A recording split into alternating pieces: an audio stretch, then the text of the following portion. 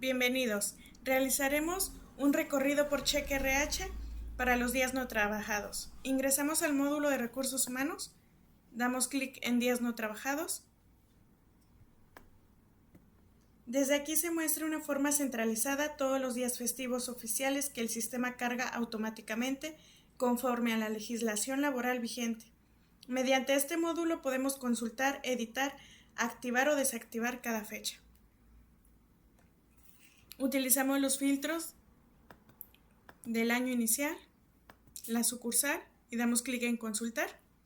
Igual podemos utilizar la herramienta de búsqueda. Podemos observar los días y datos generales como el estatus, empleados, tipo, si es laborable o no, la descripción y la fecha. Desde aquí podemos editar un día ya registrado, modificando alguna información o deshabilitar el día. Podemos agregar un nuevo día haciendo clic en Más nuevo día. Y llenamos los campos correspondientes. El tipo si es festivo o patronal, la fecha,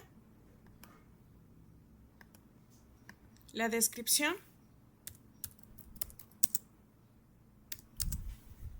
si es laborable, damos clic en Guardar, Procesar y Aceptar.